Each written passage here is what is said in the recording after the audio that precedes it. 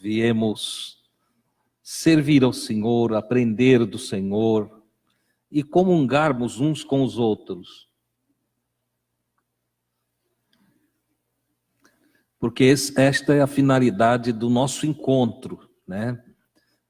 Antes, vindo de coração e querendo o bem uns dos outros, querendo a nossa união, a formação da igreja, né? A assembleia dos que servem a Jesus. Depois também nos reunimos para aprendermos do Senhor. Nossa busca é cada dia mais aprender de Jesus, dos seus ensinamentos, da sua orientação, da luz que ele lança sobre a nossa consciência. Essa é a grande verdade a respeito dos amigos de Jesus. Hoje nós vamos dar o passo de número 28 com Jesus. Este passo ele se dá logo após Jesus curar aquele homem no tanque de Betesda, e então surge uma grande discussão, porque os líderes religiosos não gostaram do que Jesus fez. E dentro de todo o contexto vai provocar um diálogo, vai provocar uma conversa entre Jesus e os líderes religiosos. Por isso eu coloquei a temática aí, né, uma pergunta: mentiroso, lunático ou Senhor?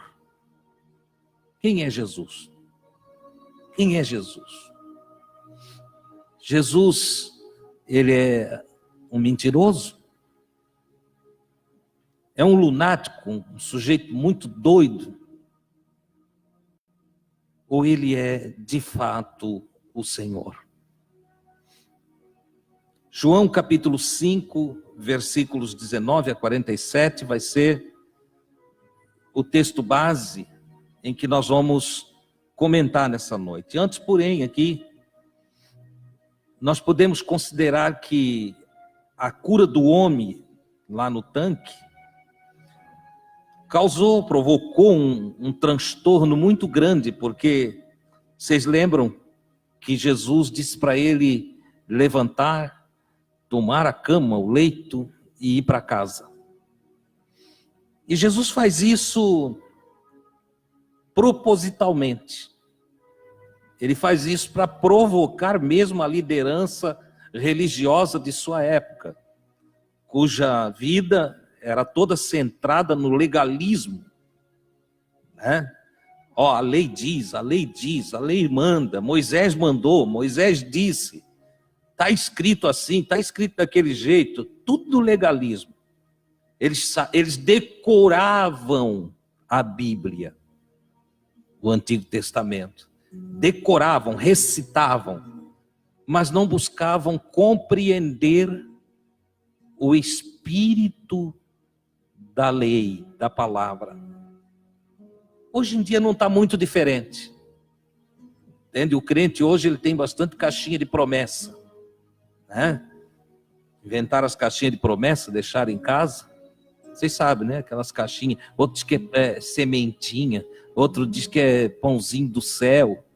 E aí só separam as promessas da Bíblia, só separam o conveniente, aquilo que me faz bem, aquilo que eu quero ouvir, né?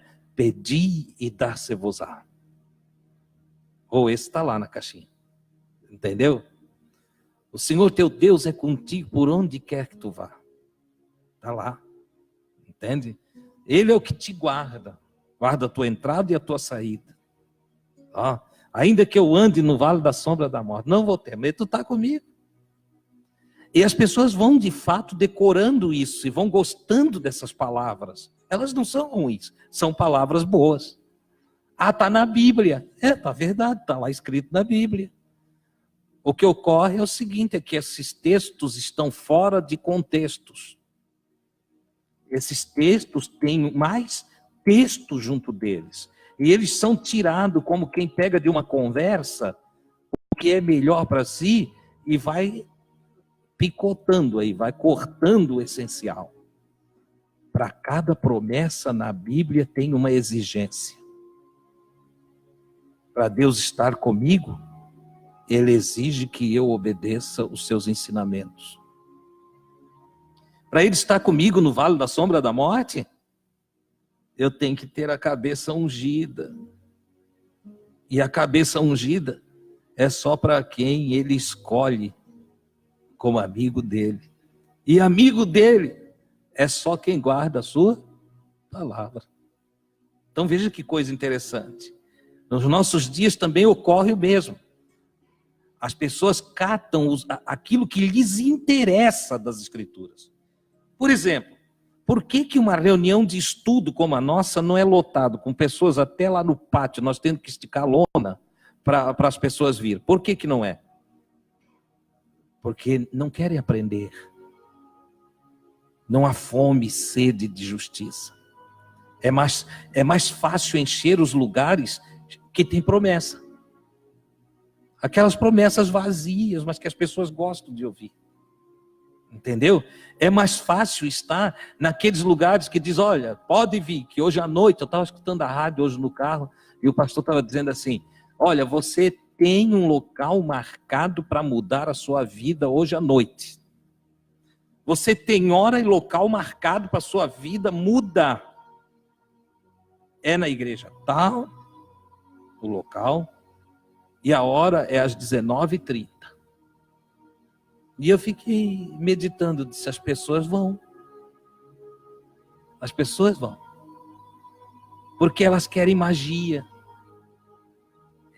Elas querem coisas. Elas querem ilusão.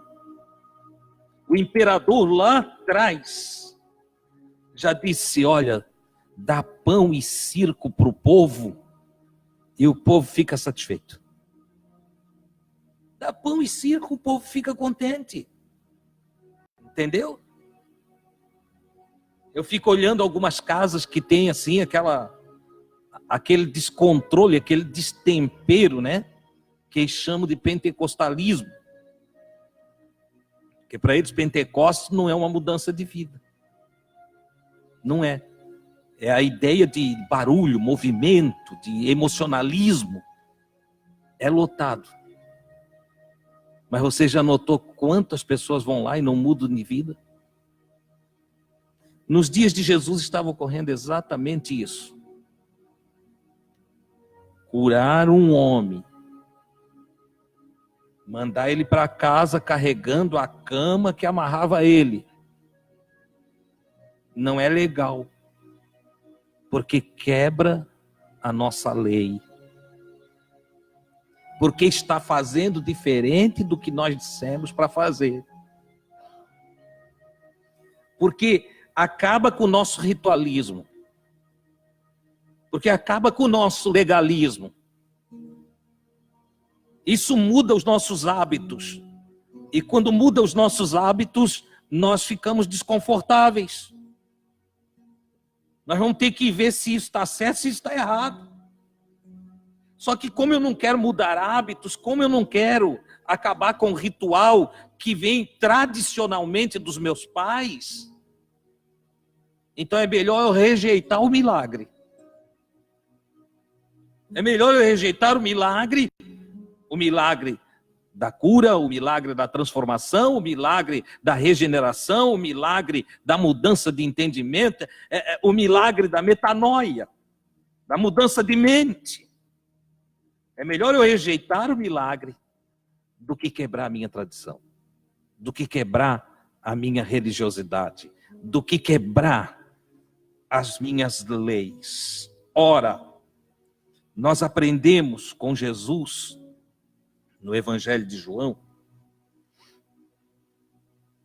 que Jesus usa tudo isso para ensinar.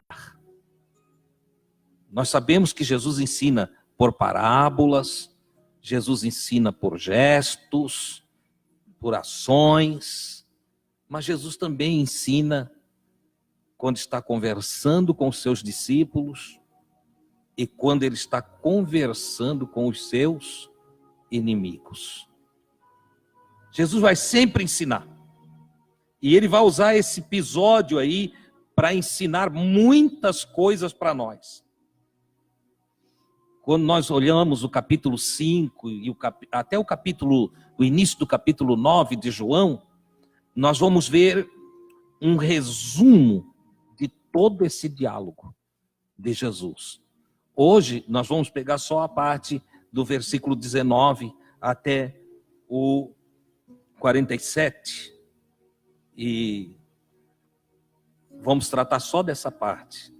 Mas se olhar o Evangelho de João, a parte, você vai ver que vai formar um conjunto de palavras de Jesus que vai inserir os seus discípulos dentro de uma nova cultura, de uma nova visão, que é inserir os seus discípulos no espírito da lei, no espírito da palavra, e não simplesmente no legalismo. Quando nós formos listar todas as declarações de Jesus, no capítulo 5, no texto de hoje, então, nós vamos descobrir que podem ser assim resumidas. Primeiro, todo julgamento foi submetido a ele. Jesus tem autoridade para julgar a todos. Ele é o Filho e o Pai deu a ele a responsabilidade de julgar no último dia, lá no juízo final. Jesus pode fazer tudo que o Pai faz. Olha só, significando assim que Jesus é a manifestação exata do Todo-Poderoso. Eu e o Pai somos um. Versículo 19. Retomando a palavra, por que retomando? Porque os judeus estavam lá no versículo 18 e no versículo 17 do capítulo 5, que não está aí, que é da aula passada. Jesus tinha dito, meu pai trabalha até agora e eu trabalho também. Os líderes religiosos ficaram bravos com ele. Eles ficaram muito irados com ele. Não deixaram ele falar. Agora ele retoma a palavra. E ele diz, em verdade, eu lhes digo, o filho por si mesmo nada pode fazer. Quer dizer, enquanto ser humano, eu não posso realizar o que eu quero. Enquanto ser humano, eu dependo do Pai. Eu sou dependente do Pai. Enquanto ser humano, eu não posso sair por aí fazendo as coisas como eu quero, não. Nada posso fazer, mas só aquilo que eu vi o Pai fazer, ou que eu vejo o Pai fazer. Tudo que o Pai faz, isto então, o Filho o faz igualmente. Ou seja, o que Jesus está dizendo para eles? Olha aqui, ó. Vocês conhecem Deus? Se vocês conhecem Deus, então vocês vão me reconhecer. Se vocês sabem quem é Deus, vocês vão me conhecer. Por quê? Porque eu não faço nada de mim. Se eu mando um paralítico andar no sábado, é porque o meu Pai faz ele andar no sábado. Se eu digo para ele tomar a cama e andar num dia de sábado, depois de estar amarrado durante 38 anos, paralítico, se eu digo para ele, te levanta e leva a tua cama, é porque eu vi o Pai fazer essas coisas com muitas outras pessoas que vocês nunca viram. Eu só faço o que vi ele fazer. A lei do sábado. Ele vai explicar mais na frente. Não tem nada a ver com carregar a cama ou não carregar a cama no sábado. A lei do sábado é só uma lei para dar descanso para vocês. Para que vocês não vivam a vida trabalhando sem parar. E tendo um esgotamento, tendo um estresse, adoecendo no físico. De sorte que lá na frente Jesus vai dizer, o sábado foi feito por causa da humanidade. E não a humanidade por causa do sábado.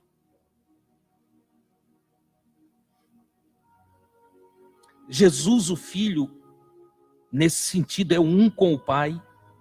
Ele é amado pelo Pai e pode fazer as mesmas obras que o Pai faz. Olha que coisa extraordinária. Versículo 20. Porque o Pai ama o Filho e lhe mostra tudo o que faz.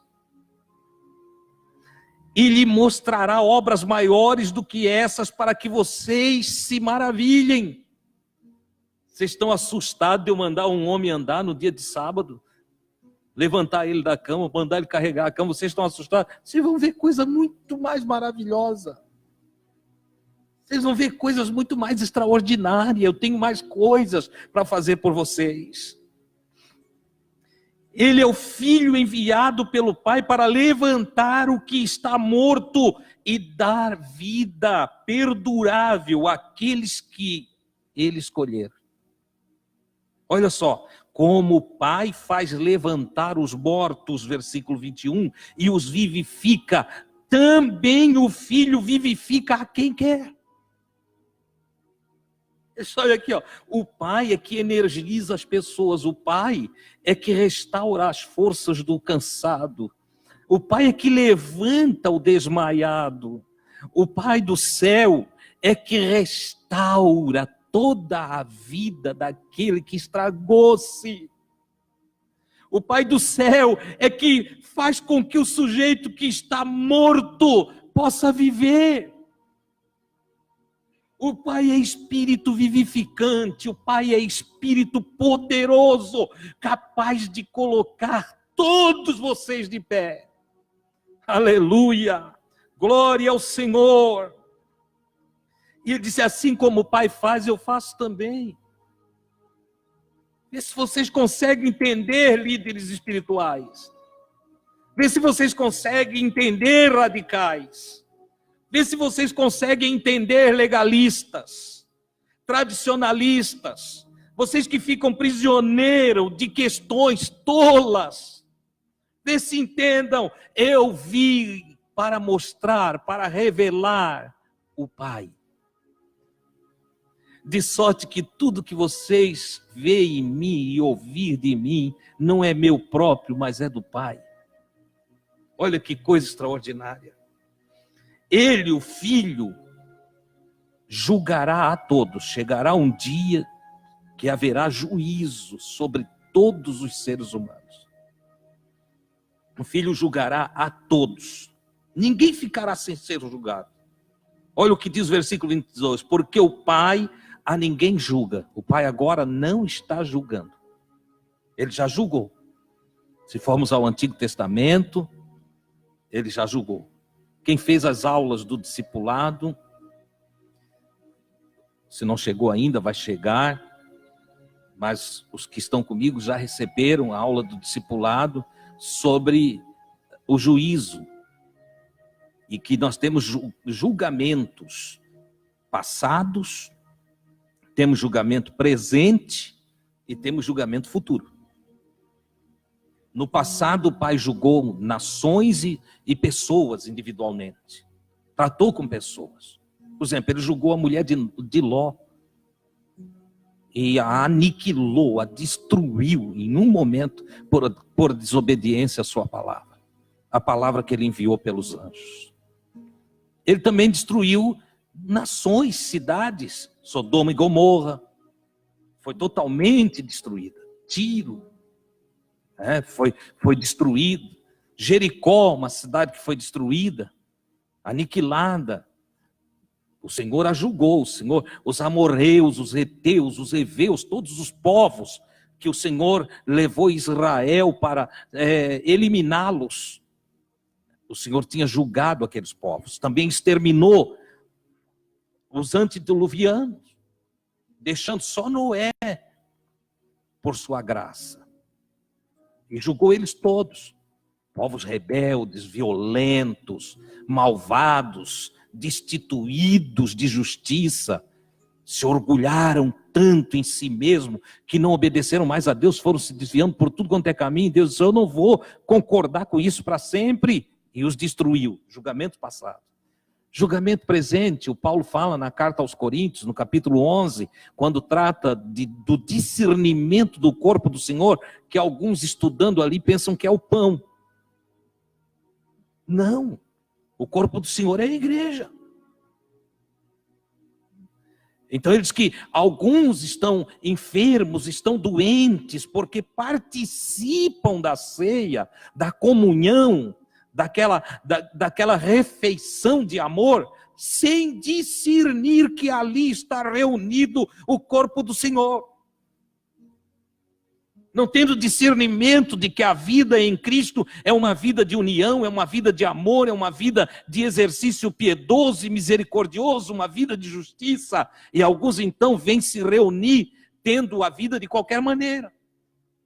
Porque alguns só têm o nome de que vive, alguns só têm o nome de que estão servindo a Deus, mas não servem. Então o Senhor os julga. E Paulo diz que para alguns não se perder, o Senhor permite enfermidades, permite até que eles morram antes do tempo, para salvá-los e eles não perecer com o mundo. Então o Filho julgará. E virá o julgamento no tempo final, no dia que está reservado, quando o Senhor julgará a todos. Versículo 23. O Pai ninguém julga, mas deu ao Filho julgar, no 22, e o 23, a fim de que a todos, ou que todos honrem o Filho, como honram o Pai. Ele está dizendo assim, ó, eu quero que vocês entendam uma coisa, o Pai do céu manifesta-se através de mim. E na minha humanidade, Jesus e o Pai é um só. Ele disse, a humanidade de Jesus é um holograma do Pai. É uma manifestação do Pai. E ele disse, e o Pai quer que vocês entendam quem eu sou, como eu sou, porque vocês me entendendo, vocês vão conhecer a Ele. Ele disse, então Ele quer que vocês me honrem. E para que vocês me honram, Ele me colocou como juiz. E assim vocês devem me honrar como honram o Pai. Quem não honra o Filho, não honra o Pai que o enviou. Se alguém não gosta de Jesus, não quer Jesus, não obedece Jesus, não trata com Jesus de forma perfeita, também não trata com Deus, não trata com o Pai, não honra o Pai. Ele é aquele que cura o mais fraco dos fracos. Toda a Bíblia gira em torno do Filho, o dele. E devemos ir a Ele para receber a vida perdurável, que você lê na sua Bíblia como vida eterna.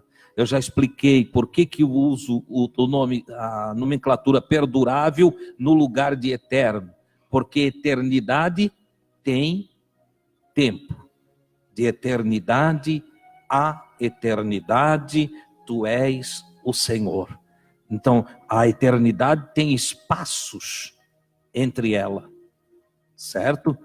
Tem uma eternidade, duas eternidades, três eternidades, certo? A eternidade passada e a eternidade presente, a eternidade futura. Mas quando nós tratamos de vida perdurável, nós estamos falando de algo que transcende a ideia de eternidade, de contagem, de espaço, de começo, meio e fim. Vai para fora do sentido do começo e o fim, do alfa e o ômega. Olha só, vai para junto da divindade, vai para o próprio Deus. Ele está prometendo uma vida nele. E uma vida nele é vida e vida com abundância. Uma vida que não termina nunca. Por isso, vida perdurável. Ele diz, olha, quem quiser essa vida, precisa vir a mim. Em verdade vos digo, quem escuta a minha palavra e crê naquele que me enviou, tem vida perdurável e não vem a julgamento, mas passou da morte para a vida. Você entende o que ele está falando? Você consegue entender? Se nós vamos a Ele, se nós aceitamos o que Ele ensina, se nós abraçamos a sua proposta, se passamos a seguir o que Ele diz, Ele disse, esse não será mais julgado. Mas como? Não vai ser mais julgado? Não, esse não será mais julgado. Esse já está garantido na vida perdurável. Olha só, não terá juízo final para esse. Esse tem toda uma ação de Deus com ele aqui, mas aí o Senhor nos admoesta como um pai admoesta seu filho. E pai não admoesta seu filho, não exorta seu filho, não repreende seu filho para destruí-lo. Então o escritor aos Hebreus vai falar disso, diz, olha, não desprezeis a argumentação que ele tem para convosco, admoestando vocês como a filhos, porque ele já vos recebeu em Cristo. Isso se soma ao que o irmão Paulo fala, que para Deus, nós que abraçamos Jesus, os que abraçaram de verdade, não é aquele crente meia boca, não é aquele que faz mais ou menos, não. Não é aquele que acha que o evangelho não pode ser vivido nesse tempo. Não! Aqueles que o evangelho chegando para eles recebem o evangelho, abraçam o evangelho, esses o Senhor recebe como filhos. E ele argumenta, admoesta, exorta, orienta a cada um deles como um pai faz com seus filhos, dando conselho, não é por aí, é assim, vem cá, melhora ali, filho, tu tens que melhorar lá, olha, faz dessa maneira, age assim.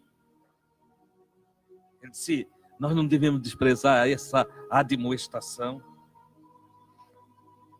Em verdade, versículo 25, em verdade, eu lhes digo, vem a hora, vai chegar um momento. Ele disse, e é agora, começou com ele, a sua presença ali, chegou já a hora, em que os mortos ouvirão a voz do Filho de Deus, e os que a ouvirem viverão. Você consegue entender? Existem dois tipos de morte nas Escrituras. Uma, os apóstolos chamam de morte espiritual. A morte, eu já preguei aqui um dia sobre os zumbis. Muita gente que você vê andando por aí está morto. Ele respira, ele se movimenta, ele vai, ele vem, mas está morto. Morto em delitos e pecados. Se hoje for o grande final, eles estão extintos. Não vão ter vida perdurável. Eles só respiram e se movimentam fisicamente, mas espiritualmente estão mortos. Mas Jesus diz que muitos ouvindo a voz dele podem viver. Também esses mortos espirituais, esses filhos do pecado, esses homens da iniquidade,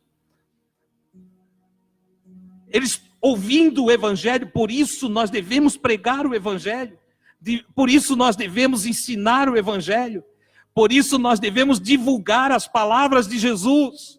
Porque as palavras de Jesus são espírito e vida.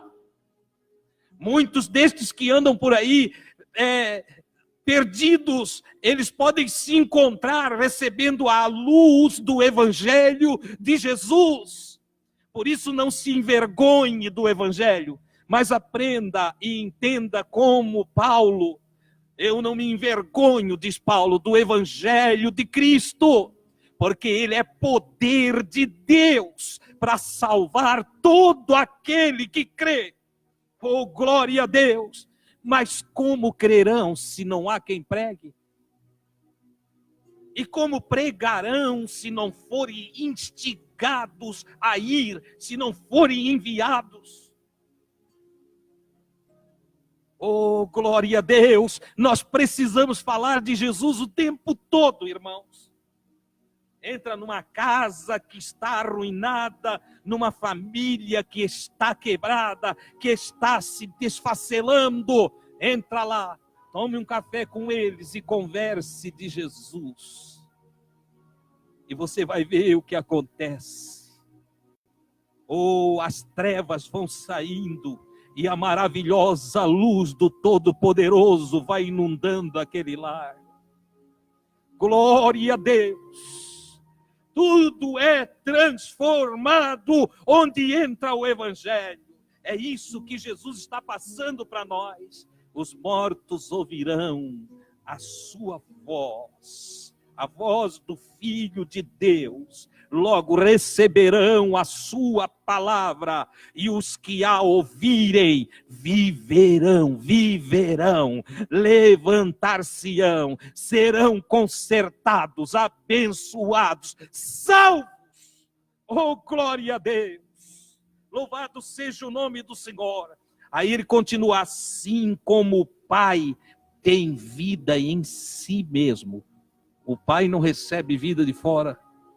O Pai é a fonte da vida. Ele disse: como o Pai tem vida em si mesmo, do Pai, sai vida. Tudo que você vê que se mexe, tudo que você vê que se desenvolve, tudo que se movimenta, apresenta vida, e tudo isso emana do Pai.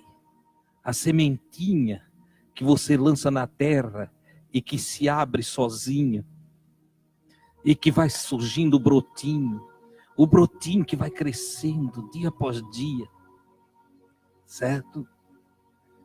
Que daqui a pouco sai uma florzinha nele e depois frutifica.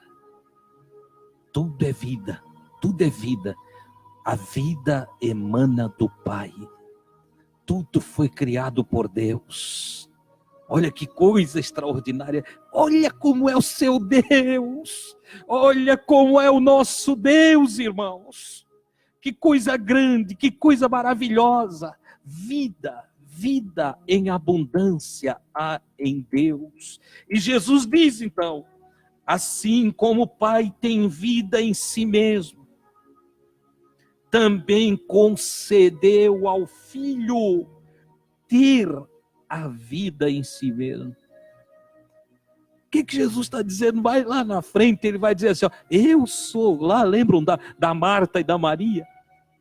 A perda do Lázaro, o Lázaro na sepultura, ele diz: eu sou a ressurreição e a vida.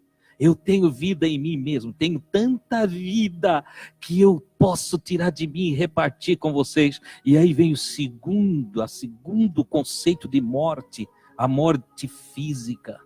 A palavra de Jesus é tão poderosa, irmãos, que tem o poder de dar vida a um que já está morto. Eu não preciso lembrar vocês da filhinha de Jairo. Eu não preciso lembrar vocês do filho da viúva de Naim. Pessoas que já estavam mortas. A filhinha do Jairo estava morta, já sobre a cama. Mas Jesus chegou lá e chamou a menina. E a voz de Jesus, a palavra de Jesus, levantou a menina. O filho da viúva de Naim, seu único filho, uma mulher cercada por tristezas e angústias, por profundas dores, levando seu único filho para o cemitério, tem o privilégio de no caminho encontrar-se com o Senhor da vida, com o Filho de Deus, com este que é a ressurreição e a vida. E ele, único na terra, que podia dizer: não chores. Qualquer outro dizia: meus pêsames, meus sentimentos, Deus te confortará. Mas ele não. Se não chores, aleluia, porque ele é vida, a vida, ele tem vida em si mesmo, a fonte da vida que criou todas as coisas, inclusive eu e você, está também em Jesus. Aleluia! E ele levantou o moço que ia para o cemitério e devolveu a sua mãe e o filho que estava morto. Aleluia! Ainda ele fez isso com Lázaro. E eu estou aqui falando e o Espírito me inspira a dizer: aquele que pode todas estas coisas, pode ajudar você. Aleluia! Pode curar você, pode renovar você, pode transformar a sua vida. Glória ao nome do Senhor. Receba esta palavra que te dou nessa noite. Ela não é minha, ela é de Jesus.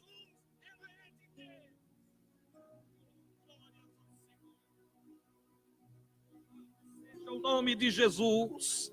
Então, ele ajudou aquela mulher, e ele continua: o pai fez com que o filho tenha vida em si mesmo. E versículo 27, e lhe deu o poder de exercer julgamento, porque é filho do homem.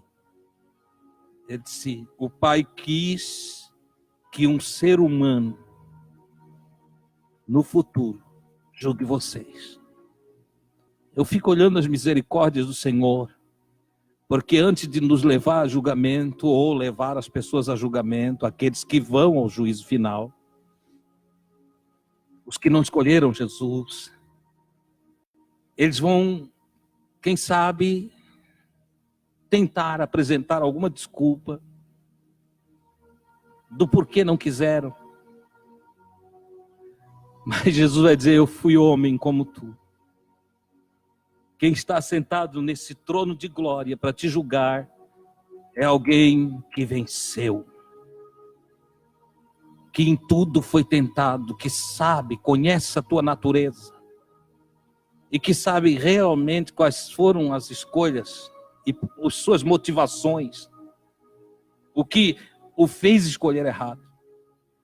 Conheço. Eu sou filho do homem, sou filho da humanidade, venci e agora vivo para todo sempre. E o que é vida? Talvez venha essa pergunta: o que é vida no capítulo 5 de João? A resposta a esta pergunta leva-nos a voltar à cura do homem. Vida é plenitude, vida é bem-estar, vida é satisfação. Aquele homem não tinha isto, o paralítico de Betesda. Ele estava vivo, mas ele não tinha plenitude de vida. 38 anos não podia sair daquilo. 38 anos não podia caminhar. Olha só, não tinha alegria, satisfação, sua situação era ruim. Quando Jesus trata de vida aqui, ele fala de sair desse caos, sair dos tormentos psicológicos, sair dos medos, das fobias, sair da depressão, sair das angústias. Quando ele oferece vida, ele oferece satisfação. Ele oferece liberdade, confiança, esperança, vida. Vida é a abundância de alegria, é a abundância de satisfação. Essa é a grande verdade. Ele disse: não se admirem com isto, de eu falar essas coisas para vocês, porque vem a hora em que todos que estão repousando os corpos aqui nos sepulcros ouvirão a voz do Filho de Deus.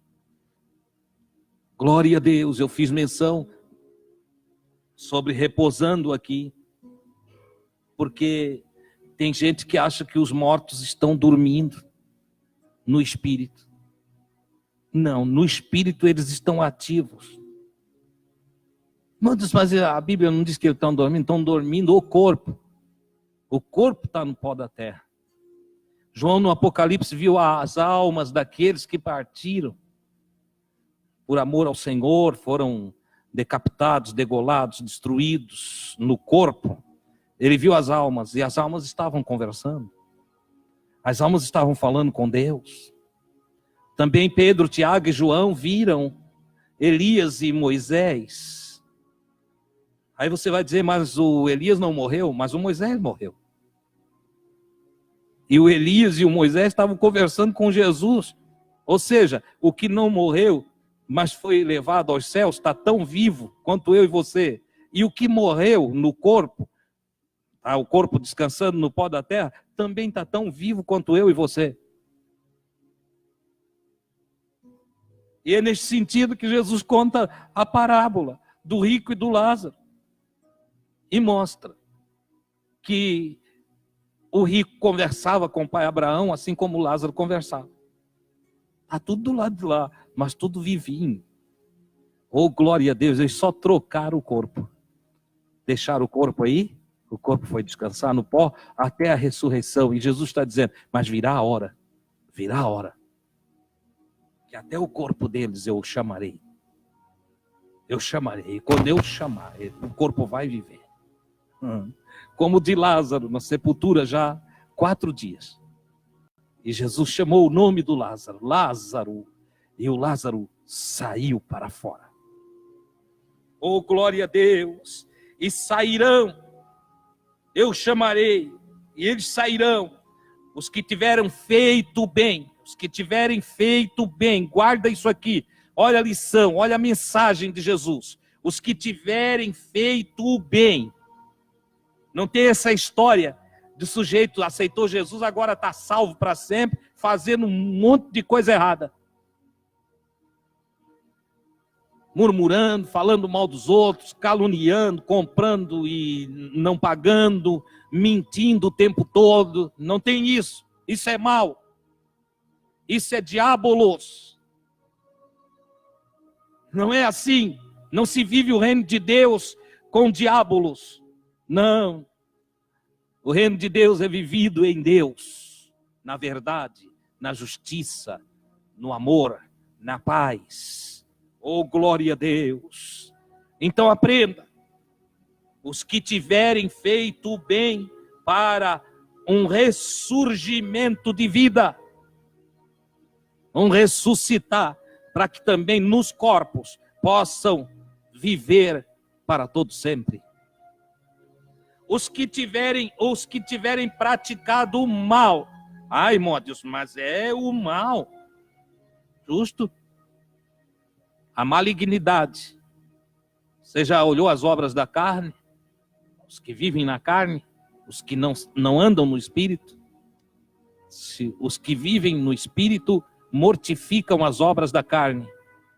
E porque mortificam as obras da carne, eles viverão. Mas aqueles que vivem na carne perecerão. Olha só que coisa interessante. Então, haverá ressurreição lá no fim dos dois. Do salvo e do perdido. Do que praticou o bem e do que praticou o mal. Olha só. Só que quem pratica o bem ressuscita para todo sempre. E quem pratica o mal ressuscita para a extinção. Vai ser julgado e condenado à extinção. Vai se acabar. O que praticou o mal para um ressurgimento do julgamento, da condenação. Você entende? Aceitamos Jesus e Ele perdoa todos os nossos pecados. Ao crermos no Filho de Deus, temos todos os nossos pecados perdoados. Mas vocês lembram que eu disse que Jesus morreu por nós. E o seu sangue nos purifica de todo pecado. Mas eu também disse que Ele não venceu por nós. Nós temos que agora vencer. Vencer o nosso diabolos, o nosso Satã, as oposições diárias, as contrariedades, as dúvidas, as contendas internas que contendem contra a vontade de Deus. Deus diz, perdoa, e aqui diz, eu estou a fim de não ver mais esse sujeito na minha frente. Ó o diabo. Olha só, nós vamos ter que fazer uma opção. Esmagar a cabeça do diabo, da serpente, da imaginação. Esmagar a cabeça é simbólico. A palavra do Gênesis é simbólica. A semente da mulher, os descendentes da mulher, esmagariam a cabeça da serpente, da imaginação, dos diabolos, dos satãs. E esmagar a cabeça o que é? Onde é que, quando eu esmago a cabeça de alguém, eu esmago todos os seus projetos, todos os seus planos. A manifestação de Jesus foi para nos dar uma prova de que isso é possível. Desfazer os planos do diabo. Para isso, diz João, manifestou-se o Filho de Deus, para desfazer as obras do diabo. Só que é claro, do seu próprio diabo, como ser humano, ele também tinha os seus próprios diabolos. Lembram da tentação no deserto? Expliquei aqui que ele brigava com ele mesmo. É filho de Deus mesmo? Tu és tudo que estão dizendo de ti mesmo? É aqui a guerra. Como é em mim e em você. Ele venceu. Desfez as obras do diabo nele. Nele. O diabo não teve vitória sobre ele. Satã, a oposição contra as coisas de Deus, não prevaleceram em Jesus. Jesus venceu Satã. Agora cabe a mim e a você vencer. Cabe a mim e a você dizer não para o mal, não para a oposição, não para as obras da carne, não para as coisas que não prestam. Cabe a mim e a você obedecer a Deus. E o que for fiel até o fim, dar-lhe-ei a coroa da vida. Oh, glória a Deus! Você vê como se encaixam as coisas? Você consegue entender? Como é maravilhoso. Cuide do seu coração, porque dele procedem as saídas da vida.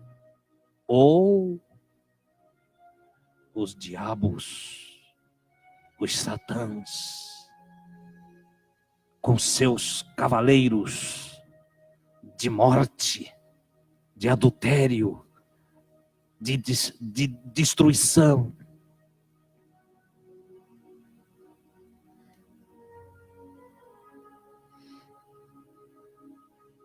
Glória ao nome do Senhor. Por mim mesmo, de Jesus, nada posso fazer.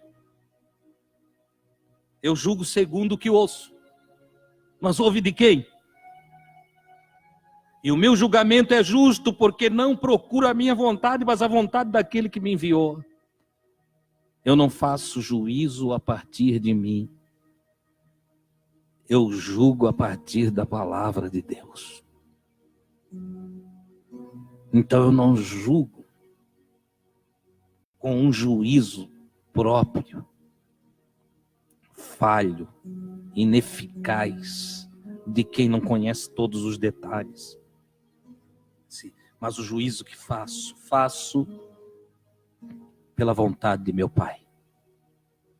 Os líderes religiosos, nesse ponto da conversa, entenderam muito bem o que Jesus estava falando. Ele está se fazendo igual a Deus. Neste ponto da conversa, os religiosos acharam não haver evidência de que Jesus era filho de Deus. Quando chega nesse ponto aqui, eles dizem, mas peraí, não tem prova que tu é filho de Deus. Então Jesus diz, se eu der testemunho de mim mesmo, se eu querer produzir prova de que eu sou filho de Deus, o meu testemunho não é verdadeiro. Até porque na lei que vocês se estribam, está escrito que a palavra de todo homem deve ser confirmada por 2 ou 3 testemunhas. Logo, se eu falar para vocês, dando testemunho de que tudo que eu falo é verdade, não vai ter valor para vocês. Só tem uma coisa: um outro dá testemunho de mim. E eu sei que o testemunho que ele dá é verdadeiro. O testemunho que ele presta de mim é verdade. Versículo 33.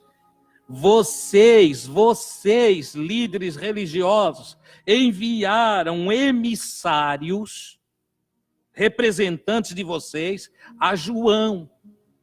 E ele deu testemunho da verdade. Ou seja, deu testemunho de mim. João testificou de mim. João disse: eis aí o Cordeiro de Deus. E vocês aceitavam João? Vocês respeitavam João? Vocês acreditavam que João era enviado de Deus? E o João deu testemunho de mim.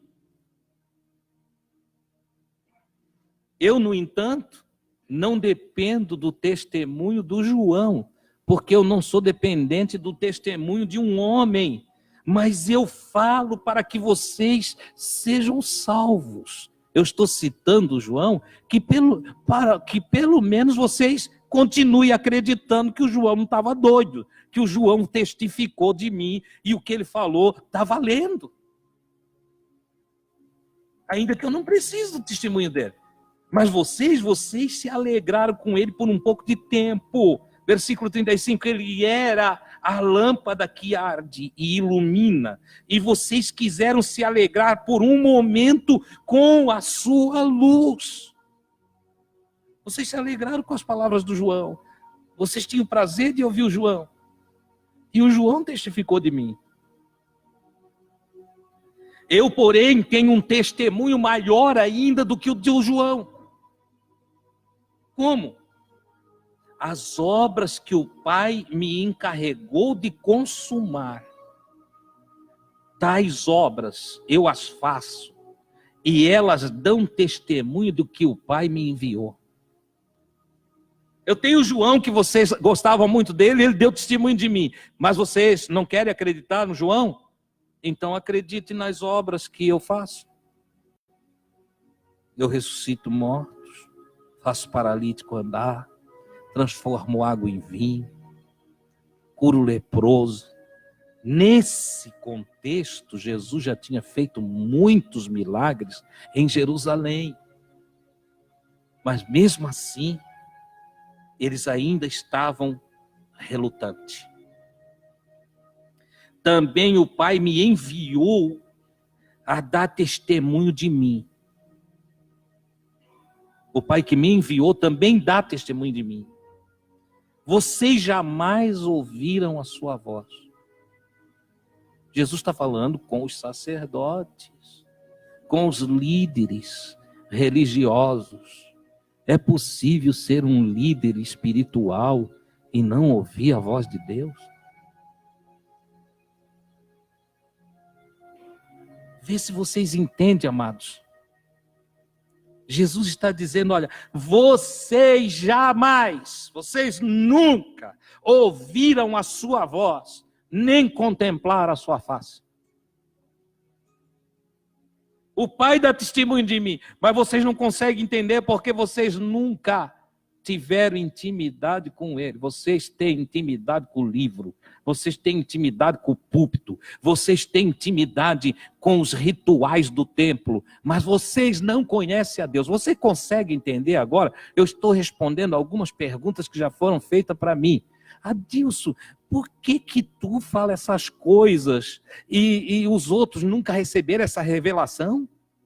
Os outros nunca ouviram isso? Tem uns que perguntam para mim. Por que só tu agora, em pleno século 21, começa a falar umas coisas que contrariam as tradições do Pai? Eu não sou o primeiro a fazer isso. O primeiro que fez isso foi Jesus. E ele diz por que ele era diferente dos líderes espirituais do seu tempo, dos religiosos de sua época, dos pastores daquela época. E ele diz, por que eu sou diferente de vocês? Ele diz, porque eu vejo o Pai. Eu tenho intimidade com o Pai. E eu ouço a voz do Pai. Oh, glória a Deus! Eu não ando no curso do vosso mundanismo. Eu não faço as coisas para agradar homem. Eu tenho compromisso com o Pai, eu tenho intimidade com o Pai, e o Pai dá testemunho de mim. Vocês nem contemplam a sua face. Versículo 38, diz, sua palavra não permanece em vocês, porque não creem naquele que ele enviou. Vocês não conseguem acreditar naquele que Deus enviou. Vocês falam dos profetas, mas não acreditam nos profetas. Vocês falam da Bíblia, mas não acreditam que pode ser aplicado na vida de vocês. Vocês falam que Deus é bom e vocês continuam sendo ruins. Vocês falam que Deus dá vida e vocês estão morrendo todos os dias. É isso que ele está dizendo. A palavra de Deus não permanece em vocês. Eles são cheios de coisa para escrever aí, vocês contam quantas letrinhas para não perder nenhuma letrinha. É um zelo que vocês têm. Mas tem uma coisa, vocês não buscam o espírito da letra. Vocês ficam só com a letra. E a letra mata, vocês estão morrendo, vocês estão sem vida.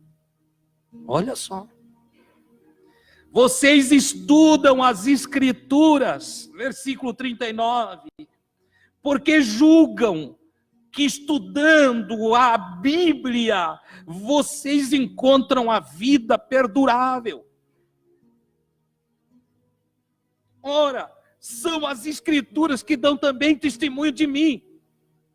Você está vendo aqui? João Batista dá testemunho de mim. O Pai dá testemunho de mim. As obras que eu faço dão testemunho de mim.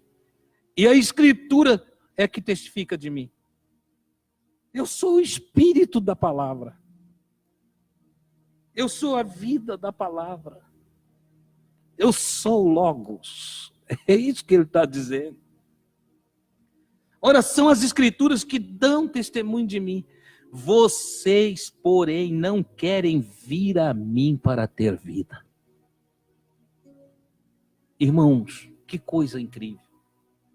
Quanta gente falando de Jesus, mas não vai a Jesus para ter vida. Só gosta de falar, acha bonito. Quanta gente curiosa com os segredos do Apocalipse, mas não está nem aí para viver o Evangelho. Quanta gente, irmão, quando é que tu vai falar da besta?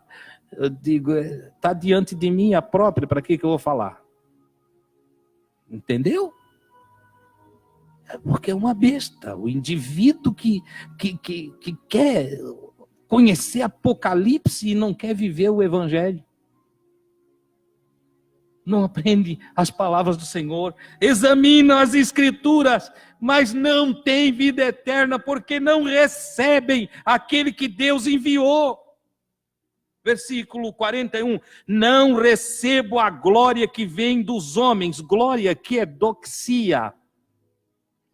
Doxia é opinião, juízo, ponto de vista,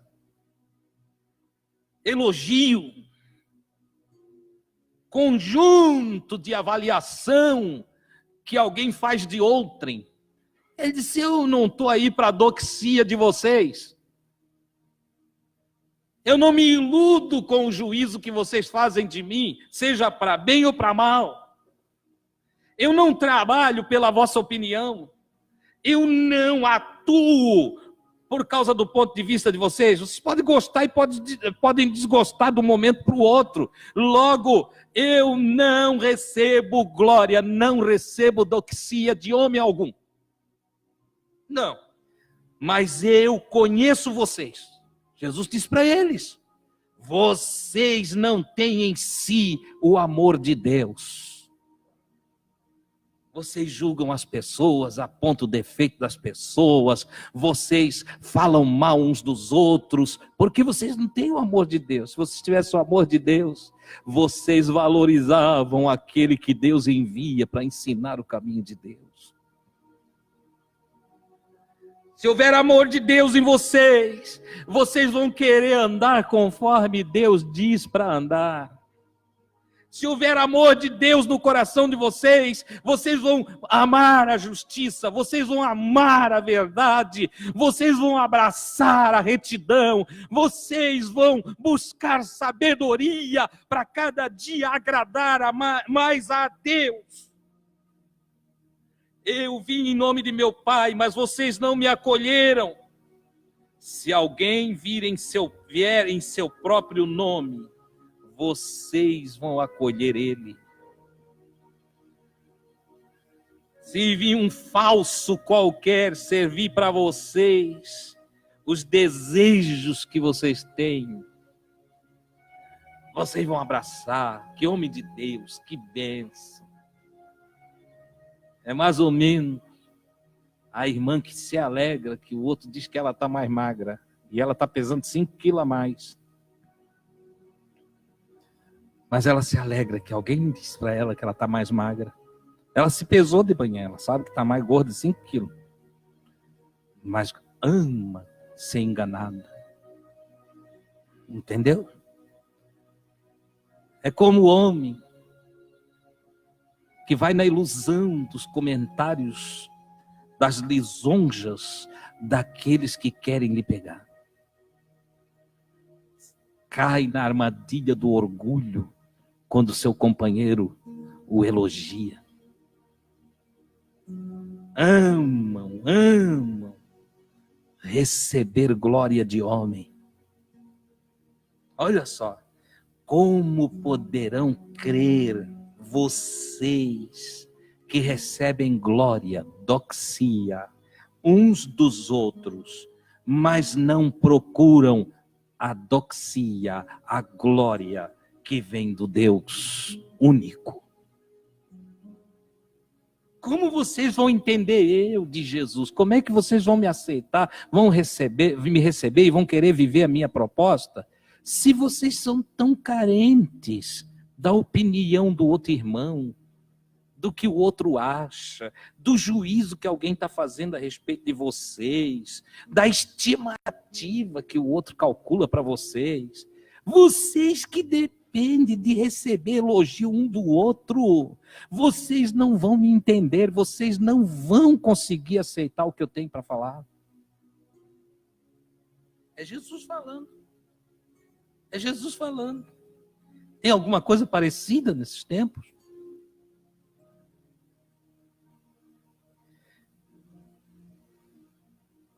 Precisamos procurar a opinião de Deus a nosso respeito. Feche os seus olhos um pouquinho. Reflita comigo.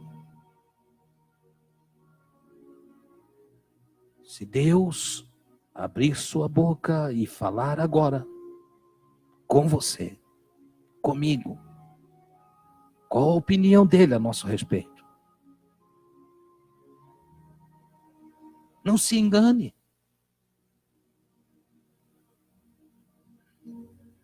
Deus vai poder falar para nós o que falou para Jesus. Eis aqui, meu filho amado, em quem eu tenho prazer. Eis aqui, minha filha, que tem me dado muita alegria. Eis aqui, meu amigo, que faz a minha vontade. Eis meu servo, cuja obediência é impecável. Eis aqui um pai de família como Noé. Eis aqui um amigo como Abraão, com quem eu posso reiniciar a vida.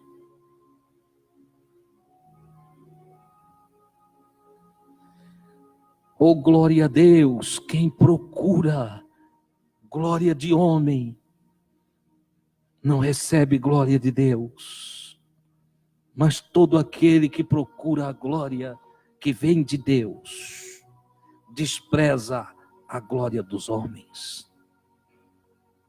Não pense que eu acusarei vocês diante do Pai, disse Jesus para os líderes religiosos de sua época.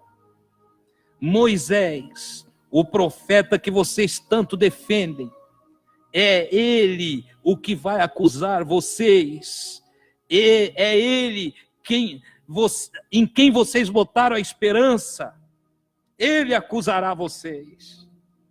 Se vocês crescem em Moisés, se pelo menos eles que andavam, Moisés, e quase idolatravam Moisés, e andavam com o Pentateuco de um lado para o outro, a Torá, de um lado para o outro. Moisés nos deu a Torá, até hoje é assim. Se vocês crescem em Moisés, haveriam de crer em mim, porque ele escreveu a meu respeito. Moisés escreveu de mim. Procure aí na genealogia do Gênesis, e vocês verão que ele falou de mim.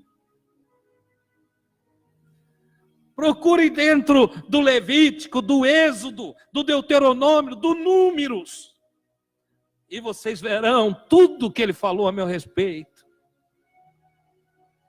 Mas se vocês não creem nos escritos dele, que vocês tanto valorizam, você vê como é coisa interessante, irmãos, que a pessoa pode valorizar a Bíblia e não fazer nada que está na Bíblia. Valoriza o livro, mas não valoriza a palavra que o livro traz. Valoriza o livro, santo, cuidado. Não, vai ler, tem que dobrar o joelho. A gente quer assim, né? Entende? Toda uma tradição para mexer na Bíblia, mas não obedece. Se vocês crescem nos escritos de Moisés, também creriam em minhas palavras. Eu quero concluir com a última frase que diz: vocês não vêm a mim para ter vida, e não vêm porque não querem, não é porque não entenderam, não é uma questão intelectual. A escolha por Jesus não tem sido feita não por deficiência intelectual, não por falta de inteligência. A escolha por Jesus não tem sido feita por causa de uma deficiência moral. As pessoas não estão ouvindo Jesus e não querem Jesus e recusam Jesus porque estão podres, porque estão totalmente desviados em sua moral, desprovidos de dignidade e amam a imoralidade. Amam a imoralidade. Mas se eu aceitar Jesus, eu vou ter que deixar de me prostituir. Se eu aceitar Jesus, não posso mais trair a minha esposa. Se eu aceitar Jesus, aí eu não posso mentir mais, né?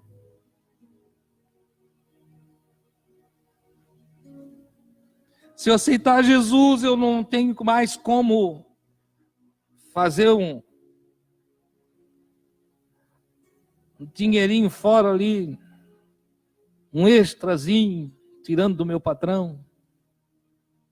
Se eu aceitar Jesus, eu tenho que andar certinho, né? Não quero, não. Não quero. Irmão Adilson, mas se nós formar uma igreja só de pessoas que obedecem Jesus, aí não vai ter mais as coisas erradas da religião. Não, então não quero. Não tem as brigas por cargos, não tem as brigas por posições, não tem as fofocas de departamentos. Não, não tem. Então não quero não. E dessa forma, por uma questão moral e não intelectual, por uma questão moral, as pessoas rejeitam Jesus e não vêm a Ele para ter vida. Você entende quão mal são os seres humanos? Quanta maldade, quanto diabo, quanto Satã. A escolha é racional. Por isso, o aceito Jesus no meio do emocionalismo não é a realidade da conversão. Até porque a conversão é um ato deliberado da vontade. Estou indo errado e quero me arrumar. É um ato da vontade. E um ato da vontade é um ato racional. Por ser racional, é calculado. Logo, é um ato da inteligência. Ora, eu vou fazer assim, porque se eu fizer assim, eu tenho esse lucro. Você entendeu? Eu vou dar ouvido a Jesus para não ser julgado no último dia. Eu vou dar ouvido a Jesus para começar a tomar um novo rumo na minha vida. Isso é um ato inteligente e é uma escolha da vontade. Eu quero melhorar de vida. Eu quero ter vida nova em mim. Eu quero ter vida abundante em mim. Consequentemente, eu tomo a decisão de hoje em diante seguir Jesus. Isso é moral? Vou deixar as minhas coisas erradas, eu vou arrumar. Você que está em casa me ouvindo, e que tem aí a sua família está sendo arruinada, você está com um problema em casa. Veja, você precisa tomar uma decisão. Seguir Jesus. E tem uma coisa, é uma escolha individual. O marido não depende da mulher, a mulher não depende do marido, o pai não depende dos filhos, os filhos não dependem do pai. Cada um dará conta de si perante Deus. Se a sua mulher não quer, você queira. Se seu marido não quer, você queira. Se o seu pai não quer, você queira. Se seus filhos não querem, você queira.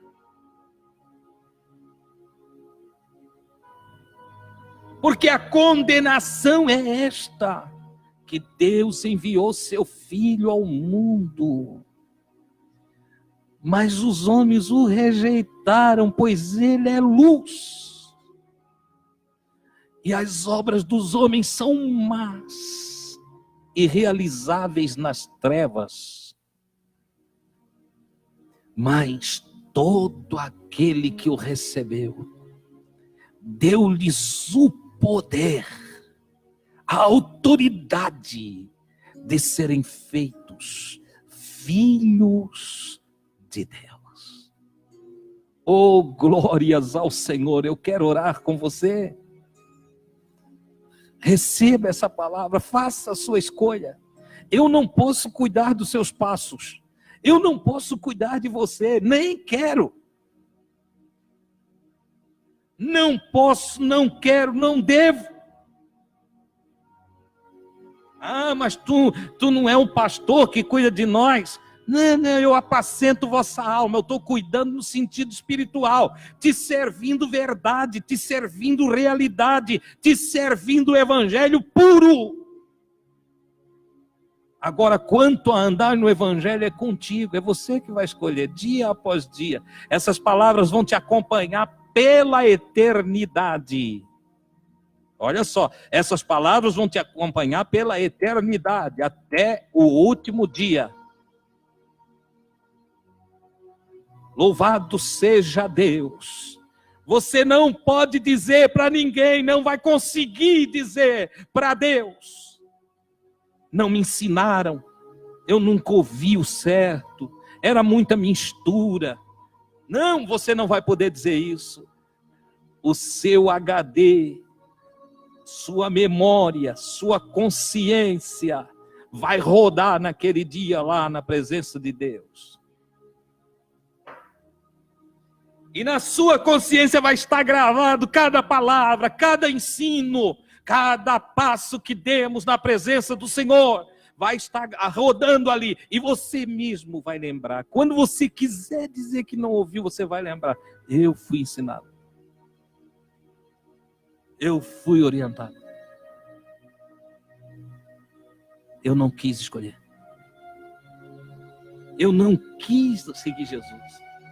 Eu fiquei adiando, e adiando, e esperando, e esperando. E o tempo passou. E eu perdi a graça. Mas nessa noite, hoje, aqui nessa casa, e lá na casa onde você está me ouvindo, é dia de salvação. O Redentor chama, a sua voz ecoa através da minha voz. A sua palavra se manifesta segundo o seu Santo Espírito. Ouça e vem para Jesus. Queira estar em pé.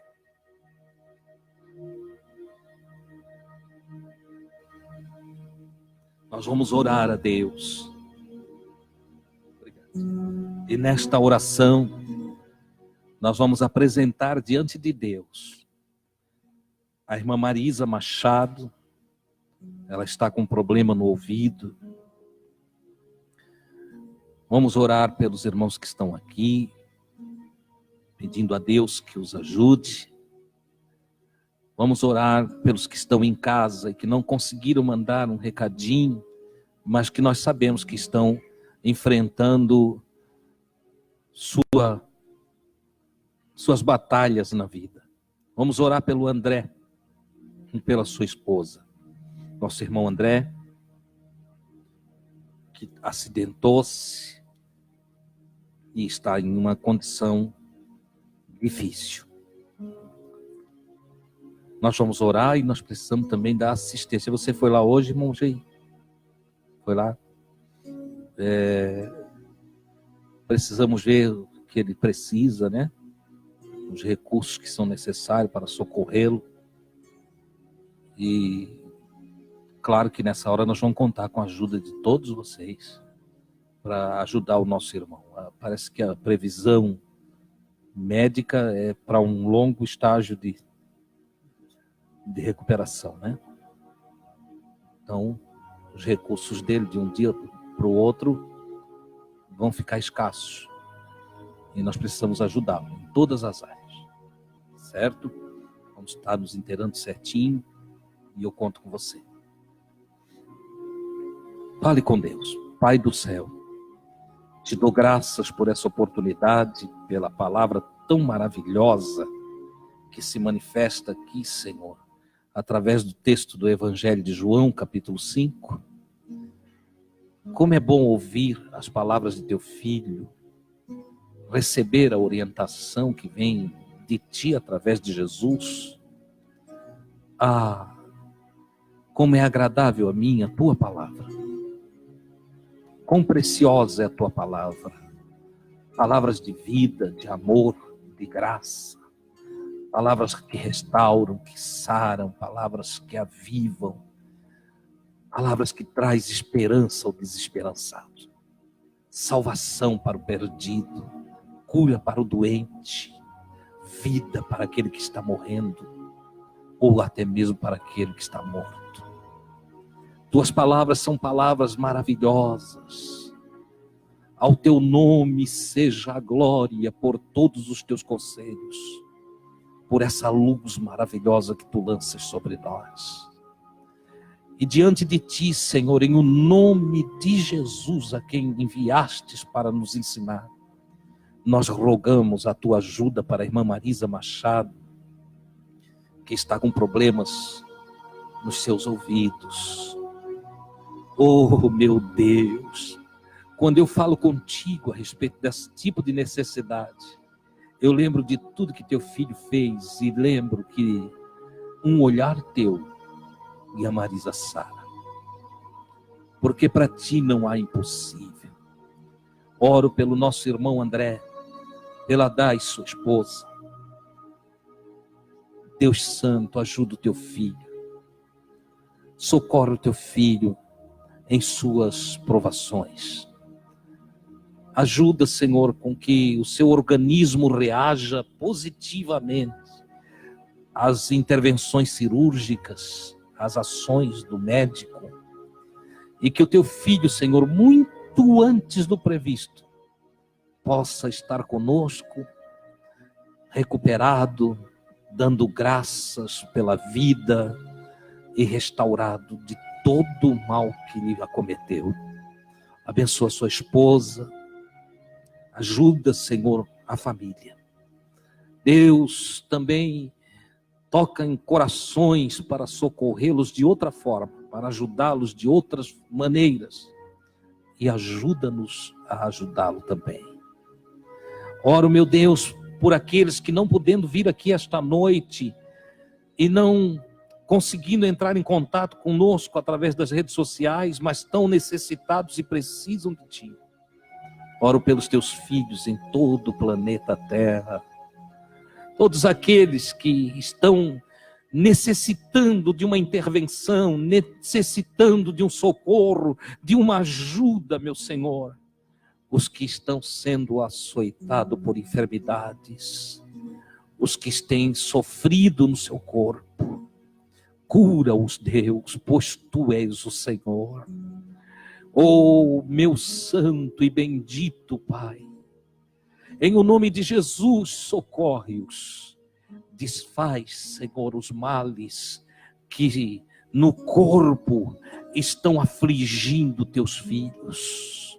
Traz saúde ao povo. Pai Santo, abençoa os irmãos que aqui estão e todo aquele que faz uma decisão nesta hora de te servir corretamente, de andar no teu caminho. Dá força ao teu filho, guia-o pelo teu Espírito Santo, meu Senhor. Ecoe a voz do teu Espírito na consciência de cada um. E que o teu nome seja glorificado nas mudanças, nas transformações, na salvação, no perdão.